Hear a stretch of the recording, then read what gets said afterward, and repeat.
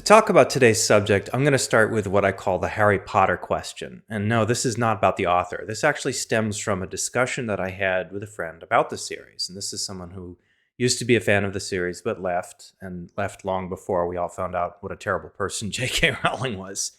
But my question went like this.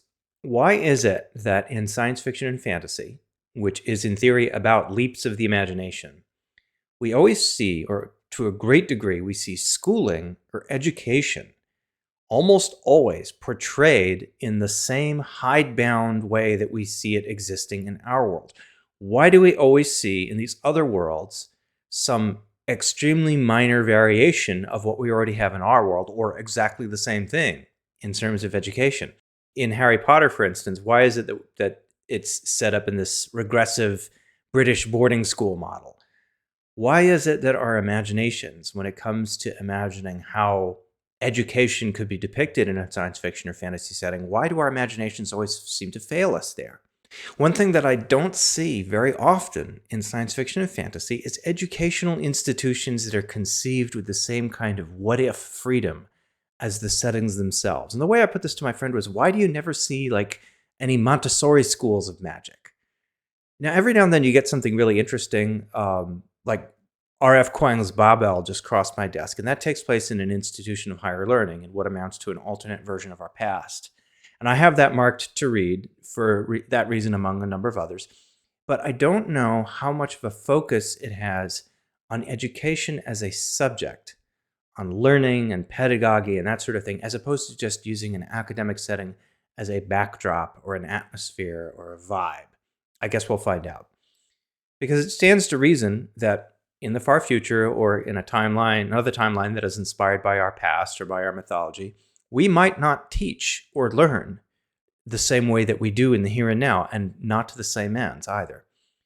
So in this video and in future ones, I'm going to be touching on works that influenced my thinking on education, and I'm going to be commenting on how they could be useful as objects of study when you're building a science fiction or fantasy setting where education is an element.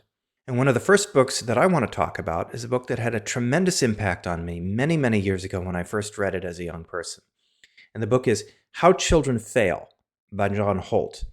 And it was published in the early 1960s. It was one of the first books that really awakened public consciousness to just how even the best education in the Western world had a great deal of dysfunctionality in it. And the book stemmed from a series of memos that Holt wrote during his time teaching in some of the best schools in Colorado and in Boston. And he and a colleague in the Colorado school, a man named Bill Hull, found themselves trying to figure out why in so many of the very best schools in the country, like the ones they were teaching in, there were still so many student failures and there was still so little learning going on. And so out of this curiosity came this series of memos written both to other teachers and also to parents that attempted to put into one place and to give some specific theorizing, some sense of why things might be going wrong. Why are children failing? Why aren't they learning? And the book compiles many of these notes, organized into 4 basic categories: strategy, fear and failure, real learning, and how schools fail. And in each one of these categories, Holt found that he had something to say that surprised him and surprised a great many of his colleagues, and also surprised the students and the parents that he was communicating to. With strategy, he found that a lot of what was going on in school had very little to do with learning, but instead had to do with ways to try and figure out how to solve assignments as if they were puzzles, or just to get through the day, to deal with the whole thing as if it was simply a psychological test rather than any kind of actual learning experience. With fear and failure, Holt realized that a lot of what was going on in these classes, a lot of why the failing was going on, had to do with the fear that children had, even when that fear was not being consciously summoned. It simply existed as a fact of schooling. And in real learning, Holt tried to identify some cases where real learning was going on, where it wasn't simply about what he described as word swallowing. And in How Schools Fail, there was a bigger synthesis of these ideas about what was going wrong in the way that schools were being designed to try and educate people. And he found that there was too much emphasis on just getting kids to do things, and not enough noticing of how kids were picking up on the strategies that were being employed to get them to do stuff, to basically have them do busy work. A lot of this amounted to what Professor Ken McCrory described in his book, Telling Writing, which I've reviewed separately, as Ingfish. It was stuff that was written or designed for the teacher and not for anything else. It was not an expression of any learning going on. It was simply a way to get the teachers to shut up. And so out of this, he found that there could be multiple and competing definitions of what learning amounted to. Most people think of learning as teaching people factual material. But Holt decided that a better definition would be something along the lines of awakening within people their native capacity for learning.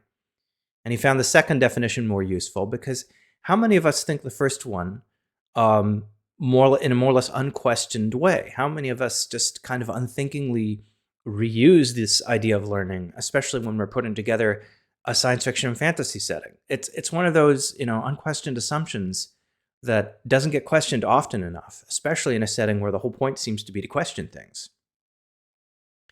And he also found that a lot of what happened in school that further encouraged failures was that teachers would not admit to themselves, and the administration would not be willing to allow them to admit to themselves when something was not working. They were not willing to say, okay, we need to try something else, and not automatically blame the students. Holt's view was, if the student is not able to learn from what I am doing something wrong. I should start by putting the blame on myself first and seeing where we go from there. He also found, and I found this part really interesting, that many attempts to teach kids boil down to, like I said, word swallowing and recipe following.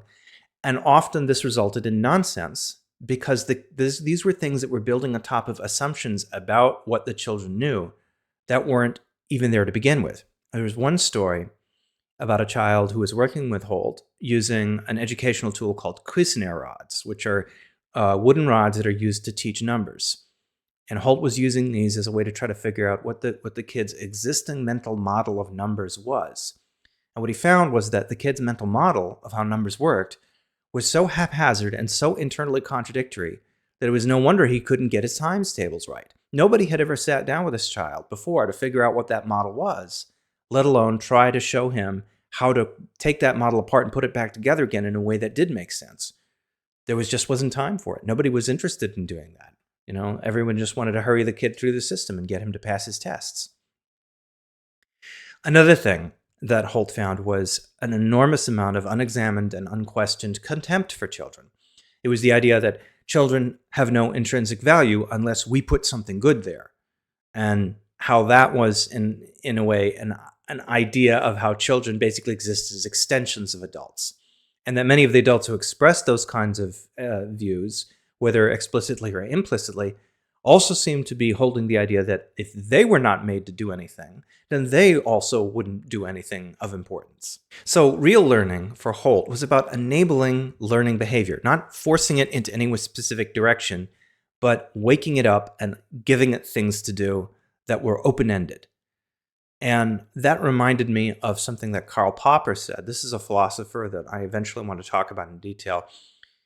He once made a very provocative statement to the effect that there are no such things as fields of learning, except in the most taxonomic sense of the word. Most of us are not really in the business of taxonomy, so it doesn't really make sense to break down what we know into all of these arbitrary and disconnected fields. But that's exactly what we do in school because we think for some reason that's a good way to teach people.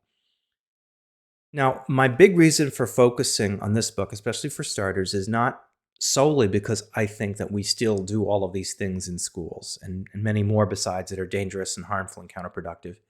But I want to illustrate how Holt was thinking about them, how he was trying to look at the thinking behind how bad teaching has been confronted, and how that kind of confrontation of bad teaching, of how distinguishing between bad teaching and good teaching could be a useful thing to have in a setting where teaching or education is a key element.